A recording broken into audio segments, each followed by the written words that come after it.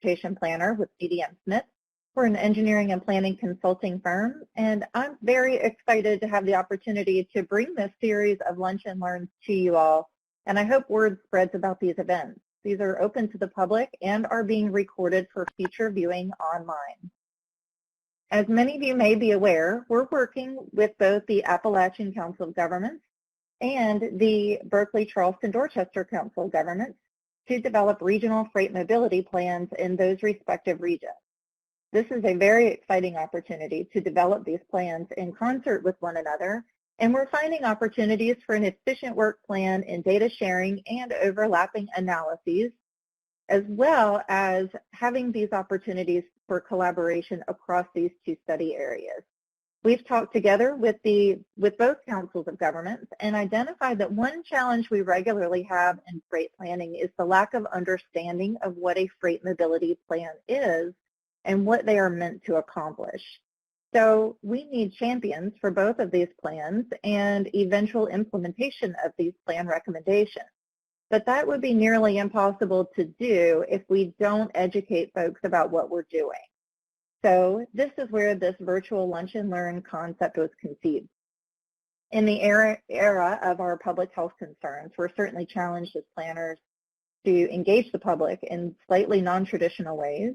We're hopeful that this series will provide you additional information and education about this process and will help you support the development of these freight mobility plans, guide the direction of those plans by providing enlightened feedback, and hopefully help you to champion the eventual implementation of these plans. So I have to give full credit to our hosts today, the Appalachian Regional Council of Governments and the Berkeley-Charleston-Dorchester Council of Governments, and their support for this Palmetto Freight series. As always, we welcome your feedback and hope you'll enjoy this experience. So to get us started, we have two exciting topics today. We're going to start out with smart cities and rail technology. This is what we're going to be talking about today. Our first speaker is Ben Ritchie. Ben is a transportation and technology analyst with CDM Smith Engineering.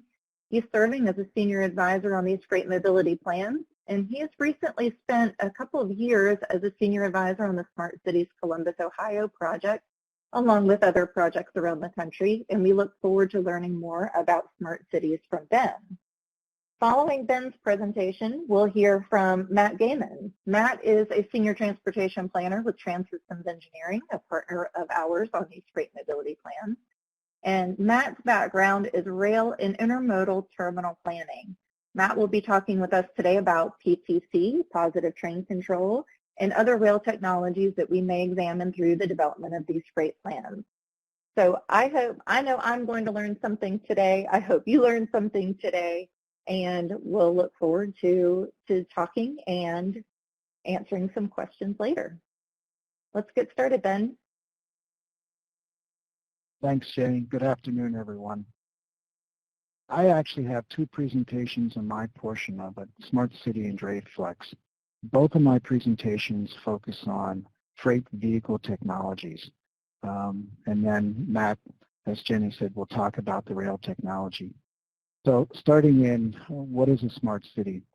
It's a term that has a lot of use and a lot of definitions all at the same time. But the bottom line for a smart city concept, it could be a municipal area, it could be a region, is the idea of using technology to help improve services that a city or a region provides users, be it citizens or be it the freight industry. So with that, I'm going to focus on the freight aspects of smart cities. The Smart Columbus project is one of several projects we've been involved in when it comes to freight technology. The Smart Columbus is the city of Columbus who won the US DOT Smart City Challenge. That was a competitive grant of municipalities. Some 80 of them started the process, and Columbus ultimately won. We supported Columbus in the vision, the work plan, the oral presentation, and then to kick off the project. The Smart Columbus project, being a smart city project, had many aspects from a scope standpoint, ranging from passengers to automated vehicles to corridors to smart lighting and intersections. What I'm going to do is focus on the freight projects in that smart city collection of projects that we were involved in.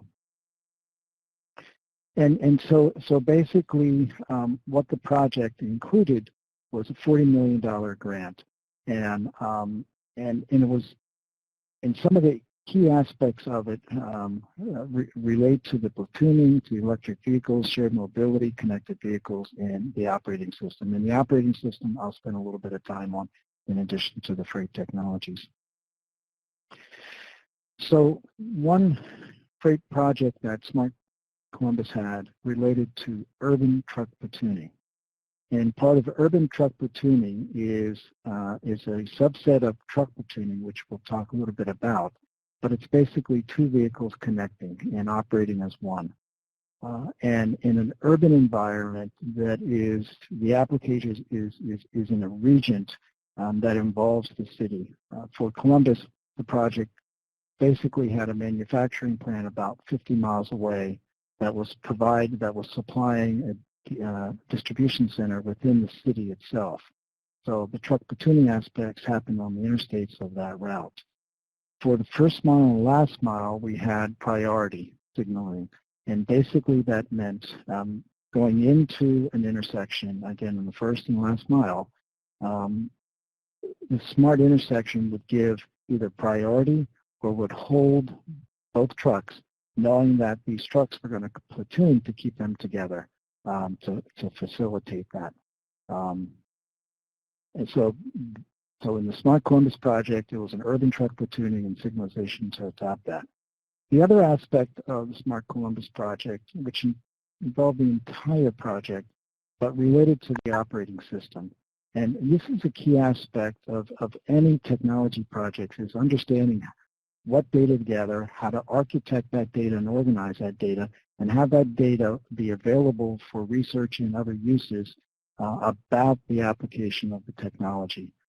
So the operating system that Columbus developed was key in regards to capturing the projects and the data related to those projects. And in the Smart Columbus project, I would have to say that there was a lot of cooperation in regards to the private and public sector and university sectors, pulling it all together in a proposal sense. And Columbus isn't unique in regards to how it would organize itself in regards to the private and public sectors, but it is a good example of how to do that and be successful in doing that. The one unique thing about this organization, public and private, is the partnership, the Columbus Partnership. It's really an extension of the Chamber of Commerce, and it organizes at that moment the 50 top private sector employers. And it had its own group and it had a board of directors, as any nonprofit or chamber would do, but it represented the private sector. And that group was very important in regards to communicating with the private sector and any technology bid that had government funding but involved the private sector, which many of these freight projects do, because it's the trucking industry that's going to operate a truck platooning. So you've got to involve both public and private. But that partnership was instrumental in not only organizing the private sector, but also for funding purposes. So some of the key takeaways from the Smart Columbus project really is the coordination that goes on between many of the different layers of government that go on. There's also the funding organization. In this case, it was U.S. Department of Transportation. But yet all the implementation, and usually there's a lead applicant on this, in this case was the City of Columbus, that involved all the levels of government. So the other takeaway from this is the industry clusters that we developed, and I had the previous picture and showed some of those players. These same types of players exist in South Carolina, and I've mentioned a few of them down here. So even though the names may be different, the roles they play, the interest they have is very similar to what was to what we had in Columbus. So there isn't anything unique about Columbus other than the fact that the area organized itself and went after funding, and there are other funding opportunities related to this. Before I move on to the DreFlex,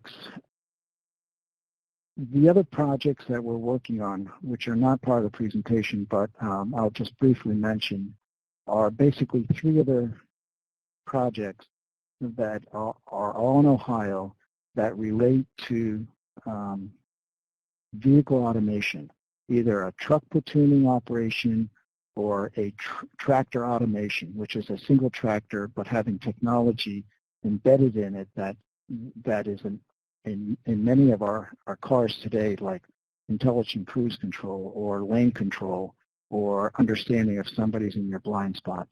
And so we have experience with both of these vehicle freight technologies. And for FHWA truck platooning project, for the ongoing Ohio automated driving system, which has truck platooning and tractor automation, and the recently announcement of the ATC MTD grant, which is really taking the I-70 corridor with Indiana and broadening out truck platooning and truck automation, all focused on deployment. So perhaps there will be further discussions coming along, but we have a lot of experience on the vehicle side when it comes to truck automation.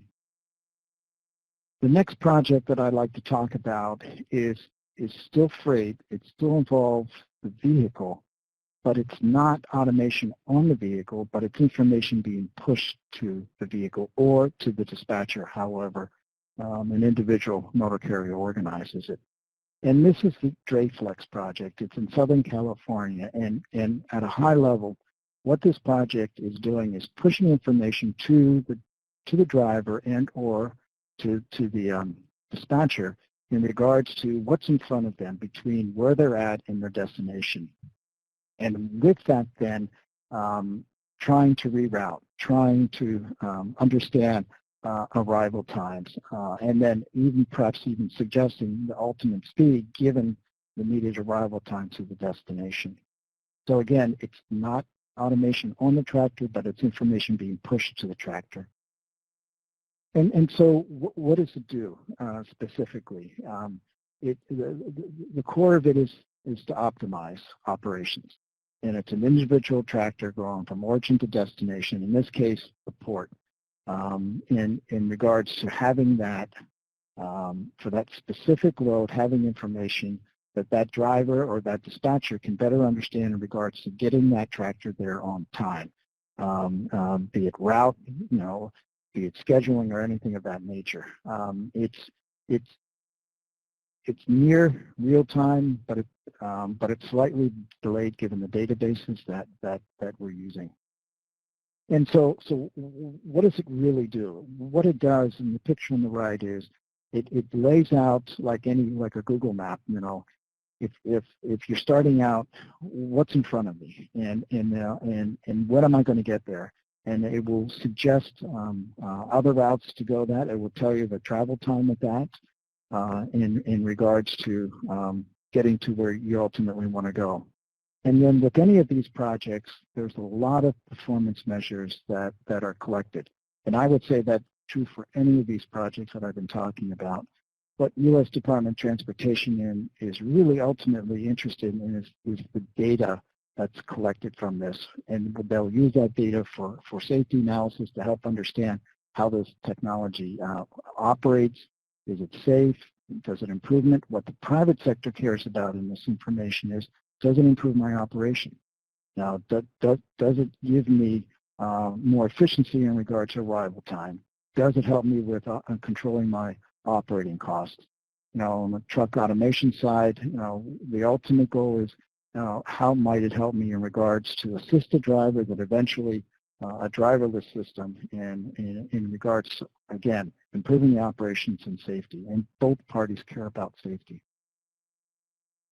So some of the key takeaways is that these technology projects tend to be more, that I've been talking about, vehicle related, and therefore they're not big infrastructure projects, but it does involve the private sector with the public sector on these. And each of these projects tend to customize for the area.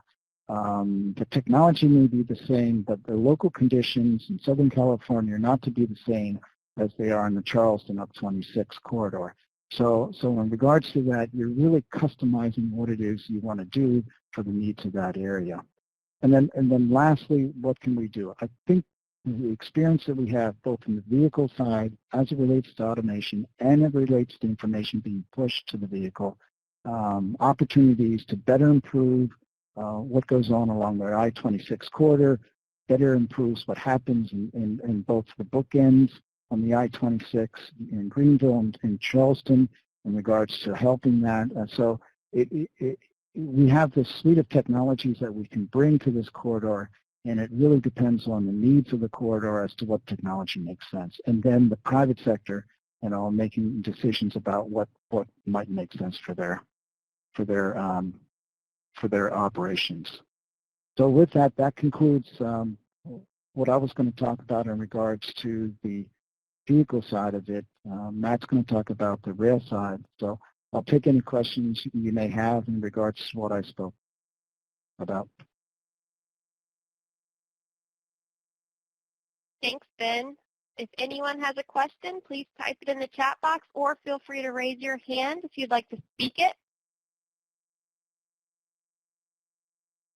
We have a conversation going on in the chat box. Matt Gaiman said, has anyone noticed that Waze identifies at-grade rail crossings when mapping when you drive real time? That's pretty cool. Denny said, if users would notify train movements, it would be even more useful.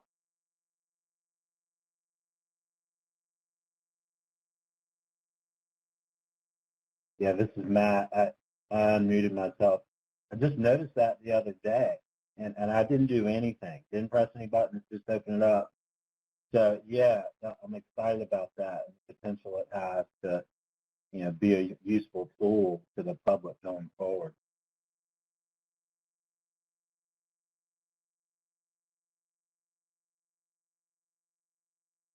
Any other comments or questions from the group?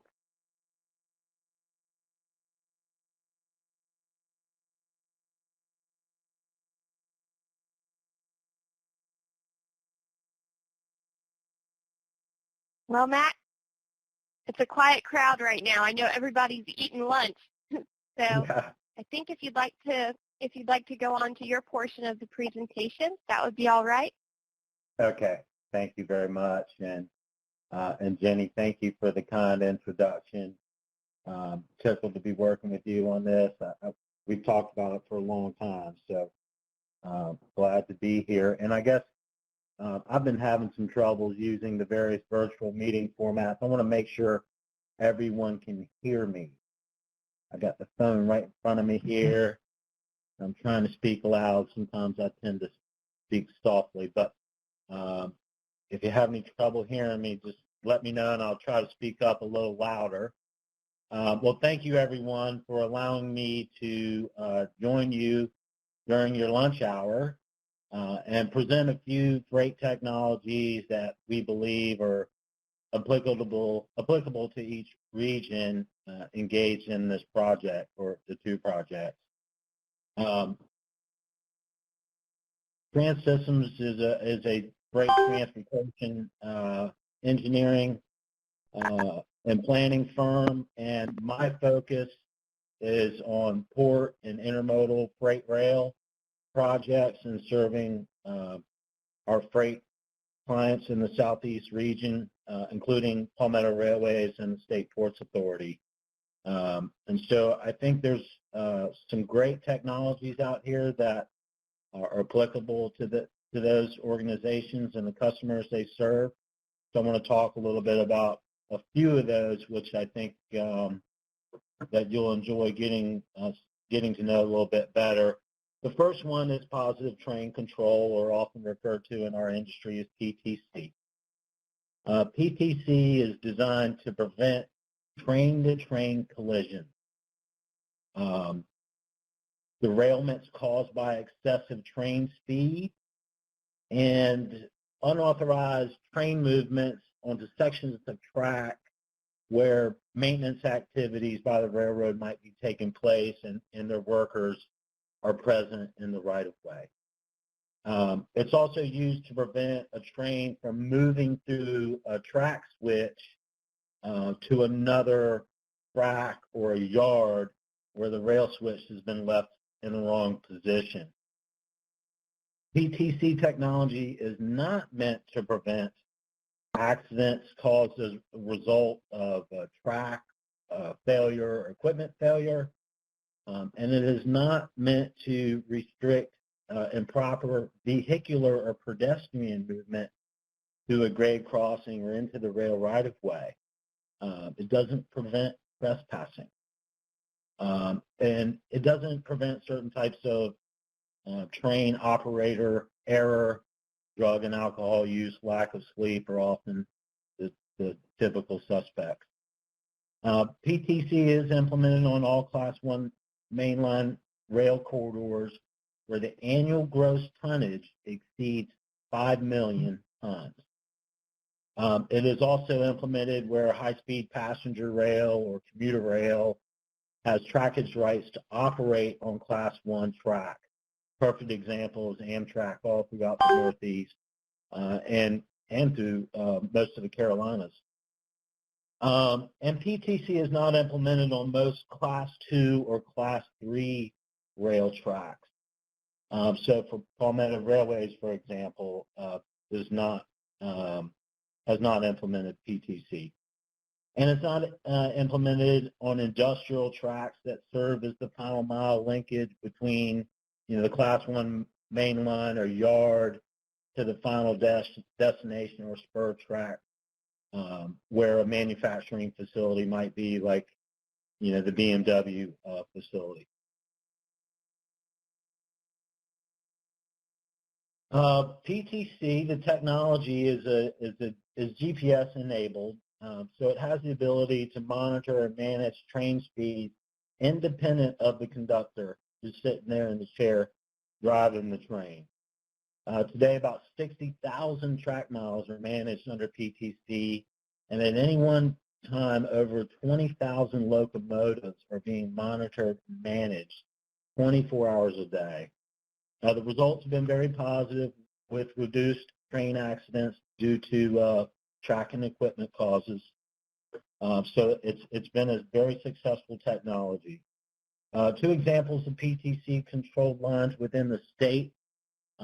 In the upstate, here in the low country, an example is the CSX A line. A stands for Atlantic, which in South Carolina runs from the border with Georgia and Hardeeville north through Dillon, where the inland port currently is under operation.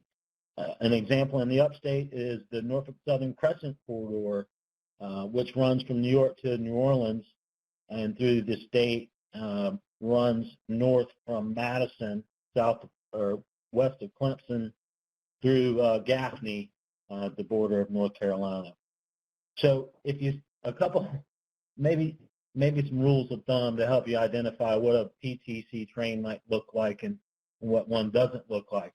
If you see a train moving at speed where the rail cars look the same, like intermodal containers or automobile rail cars, it's probably a PTC controlled line.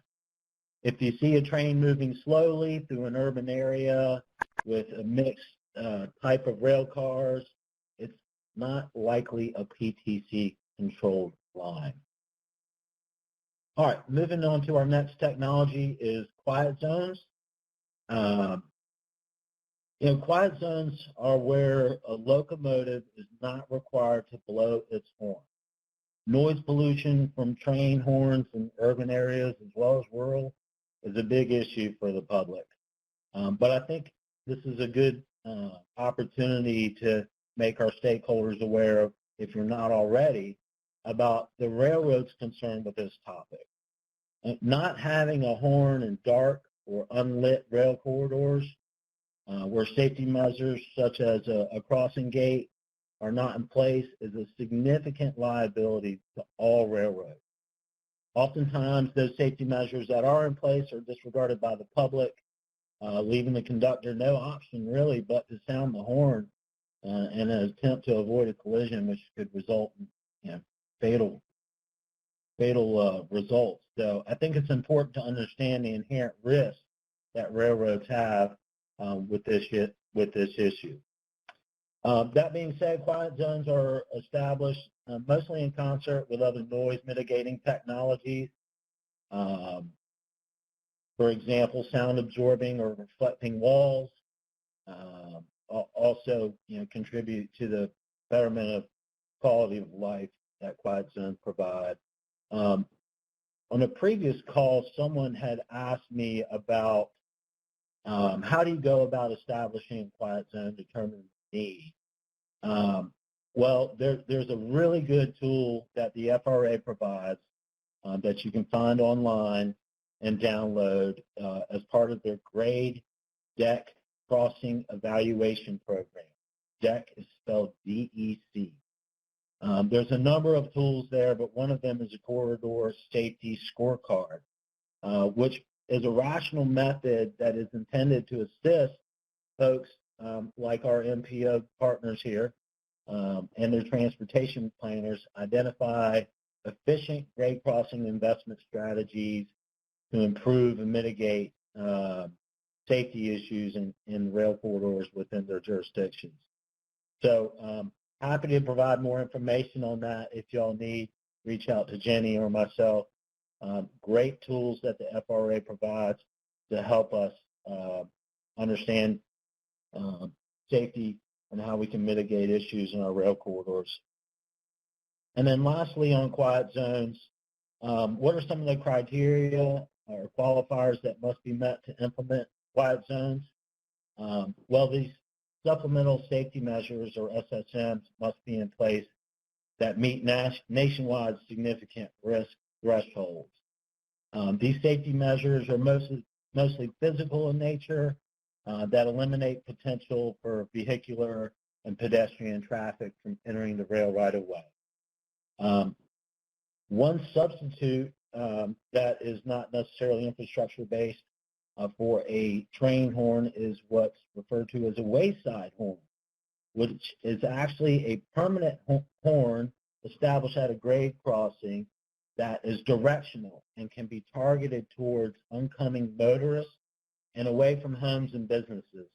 So kind of a cool technology to help mitigate sound noise associated with rail movements. Our next topic is not necessarily a new one, but one that's really starting to gain more traction here in the United States. Automated lift equipment. It's machinery used to transfer cargo from one mode to another. We've seen it up in Greer at the inland port. They use rubber tire gantry cranes there. We see it here in Charleston at the Wando Welch Terminal and other Ports Authority terminals. These are state-of-the-art equipment that's used to transfer cargo, but it's not easily automated mostly because of labor restrictions, and we've been slow to adopt the technology here in the United States. But it is documentable that automation equipment is more efficient, allows cargo velocity through the terminal, which provides inherent benefits to the public, which I think most of us aren't aware of. By having a more efficient terminal, you reduce truck idling at the gate, so there's an environmental benefit by reducing greenhouse gases. There's a benefit to reducing congestion at the gate and not allowing trucks to queue up onto public streets. We had some real tough times with that a couple of years ago here at Wando Welch Terminal in Mount Pleasant. So having an efficient terminal and being able to implement automated lift equipment certainly benefits the terminal operator by creating more efficient operations. But I think it's important for the public to know that there's a benefit to the human element of this through environmental and kind of quality of life benefits as well.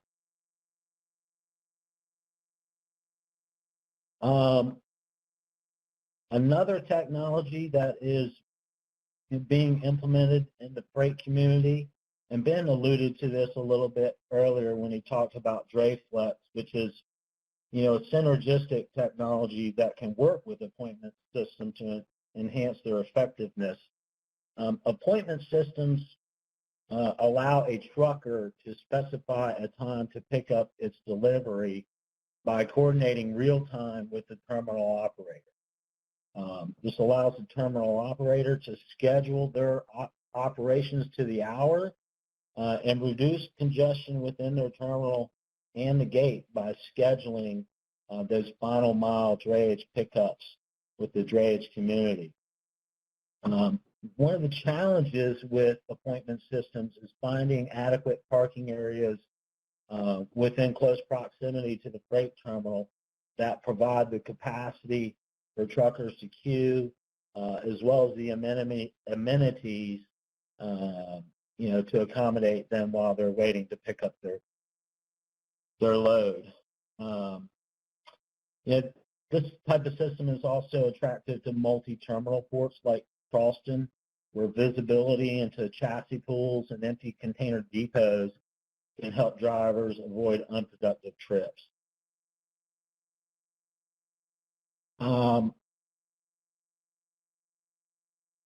I got through that a little quicker than I wanted to, but I'm really hoping that we have some questions from the audience that we could answer between Ben and myself.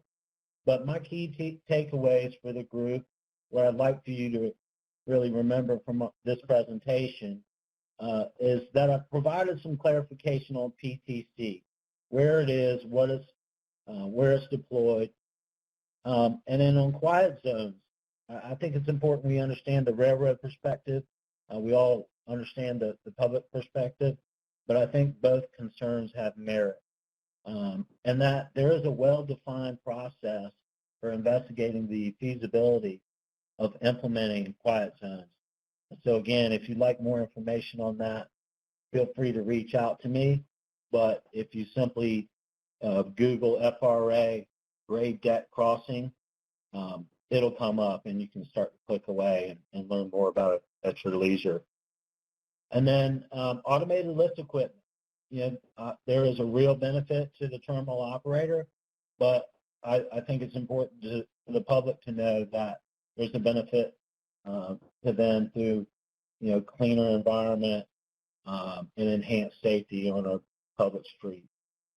And then lastly, appointment systems has the potential to better utilize final mile logistics infrastructure, really, I think is the biggest benefit, and mitigate congestion associated with those final mile drayage operations. Again, got through a little quicker than I wanted to, but I'm hoping there's questions that we can generate some additional discussion. Jenny? Thank you for your time. Thanks, Matt. Thanks, Matt. You're right. That was a lot of information, and I certainly picked up a few things that I didn't know before. I feel like these are topics that change pretty quickly for our industry as well as for the shipping industry as well. I know from a public policy standpoint, looking at the experience of smart cities is incredibly beneficial on so many different levels. I know that what I've observed with kind of being on the sidelines of smart cities work, it seems to me like they make very good incubators for innovation and different technologies and policies. So I certainly appreciate that additional information. So I think with that, Victoria, do we have any questions coming in? Anyone raising their hand to ask a question? So no questions in the chat box yet, but I can see Sarah Cox is typing. If anybody would like to speak their question, feel free to unmute yourself and ask away. You can also raise your hand and we could call on you.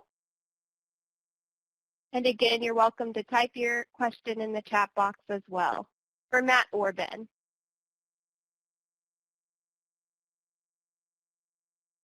Hi, my name is Jackie Colhep. I have a question. Yes, Jackie? This question is for Matt. Oh, thank you. I wasn't raise my hand or not. I just thought I'd go for it. Matt, I am with a trucking company here in Charleston, Primetime Logistics. I appreciate this presentation that you gave. I'm curious, from your perspective, you mentioned that implementing PTC would ultimately kind of help everybody and lead to really great outcomes for everyone. I'm curious, what do you see as the biggest barriers to encouraging stakeholders and other folks here in Charleston to adopt this system? To adopting PTC? Correct. Oh, well, PTC is really a U.S. DOT and Class 1 railroad initiative. There are some commuter rails and some smaller short lines that are required to use it as well. The biggest barrier is the cost of implementing the infrastructure and the technology. It was well documented that Class 1s had tremendous heartache with the cost because you basically have to bury fiber along the entire rail corridor, and then set up receptors along the rail corridor to basically triangulate the GPS data, and then you have to implement install the technology in each of your locomotives. So there's a tremendous cost to that, and I don't recall the details, but the FRA did help Class 1 with some funding to help implement the technology, but that was a big barrier, was really just the cost of implementing the technology. Got it. Thank you. Well, it sounds like it's definitely worth, pursuing further, even though the cost is great, trying to figure that out. I don't know if I read this correctly, but did you say that accidents went down 26%? That's correct. Accidents related to equipment failures, and I think the biggest impact was where there's switches or industrial spurs along the main line, which may be in the wrong position. There's been a tremendous improvement on reducing those incidents along the PTC controlled line. So it has demonstrated promising results. Thank you. You're welcome. I don't see any other questions currently, but feel free to ask, unmute yourself and ask if you have one.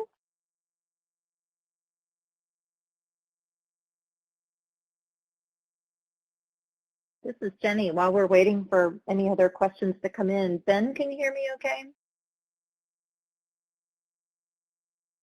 I can. I have a question about when, I know that as most federal grant programs, typically a lot of local match funds need to be presented as part of the overall grant application as well as the implementation process for those types of programs. In your experience, what has been the most successful way to identify those funds to match the federal or other grant programs? And I can talk about the technology grants. There are a lot of grants that USDOT has, like Build and Infra and things of that nature. But I'm going to talk about the technology grants, ADS and ATC and TD and a couple others like that. There are requirements like any grants. There's a certain percent that needs to be from the applicant, and typically the applicant has to be a government entity, NPO, state DOT, and it varies from grant to grant. What we have found is working with an NPO or a state DOT is once we understand the strategy of this and the purpose of it, and it matches their strategy, pulling in all the players in regards to partners, be it public sector, private sector, in basically completing the strategy from a team standpoint. Once you understand that scope, once you understand the players, focusing then on the funding of that, how much is it going to cost to do, for example, deployment that I talked about, and then turning to those partners to understand how they would contribute both in cash and in kind. And so when it comes to the public sector, state DOT and NPO, is them making a decision about what kind of cash do they have for this project, and then as well as then what kind of in-kind, staffing, maybe some software they're planning on developing, or maybe a data operating system they're planning to invest in, that can be contribute to the in-kind. And also many of these grants return to the private sector in regards to their contributions.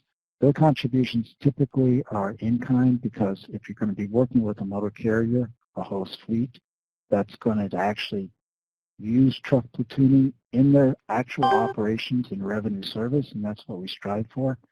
That's going to take time out of what they do, and they usually already have made a management decision that they need to get into this technology, and this offers them a structured way of doing that. So there's a lot of in-kind. The other thing we do also with the private sector is we try to emulate the normal business relationships they have already. For example, the leasing of a tractor, a Class A tractor. There's a normal lease cost that they have. We often ask them to contribute to the project by paying that normal lease cost. So again, it's what they already do. And the costs up and above that normal Class A lease cost, related to like the truck platooning technology, the project will pick up. So that monthly lease cost then is part of the cost share that goes into the grant application to USDOT. So that's the general approach that we take on this, and we've had success doing this, and most people get that and understand that, the logic of that. So hopefully that answered your question, Jenny. I think it did. If I could summarize it, it sounds like the local match is typically in the form of state DOT, MPO type funding, but not just in the form of cash, but also in kind for staff participation, implementation, and so on. But that's also not limited to the public sector, but also some private sector partners such as industrial partners, members of the transportation industry, those types of partners as well. Correct. Okay, thanks. And then, Ben, in our You're welcome. chat box, we have the question from Sarah Cox. Are there any opportunities or examples of smart city type grants available?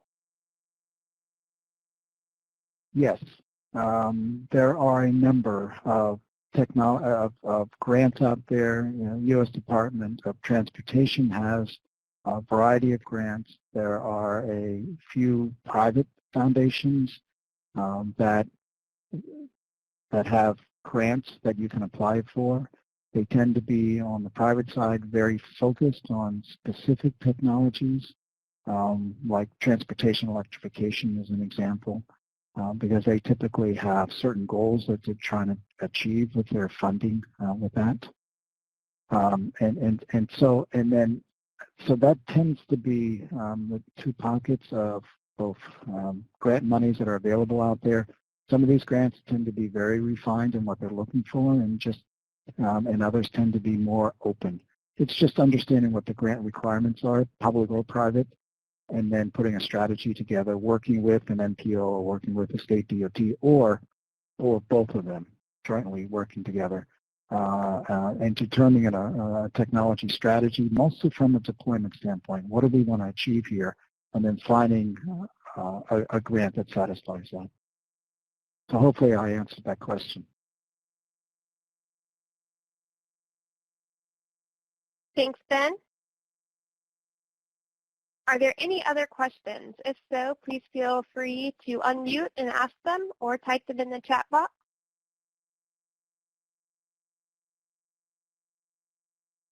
Sarah said yes. Thank you, Ben. And at this point, I don't see any more questions, and hearing none, I'll turn it over to Jenny to wrap things up.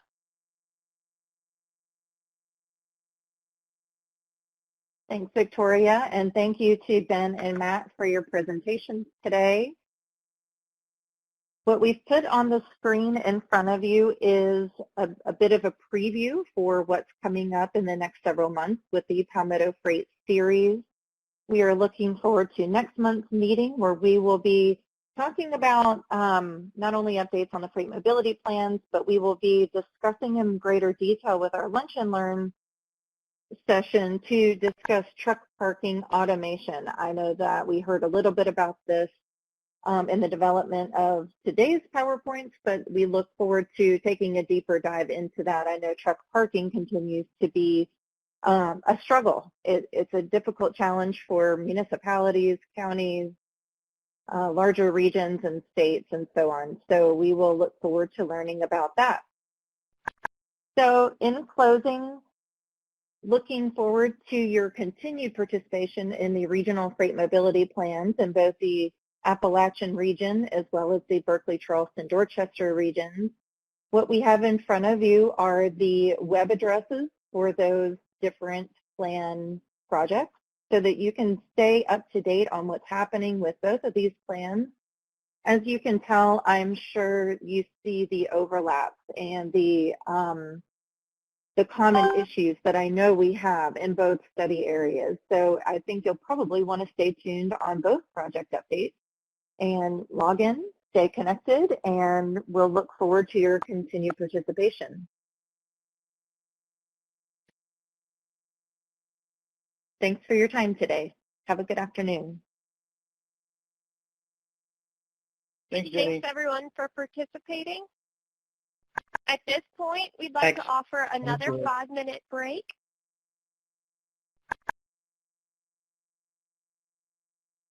The ACOG steering committee is welcome to leave, and then around 1 o'clock, we will be starting the BCD-COG Freight Advisory Committee meeting.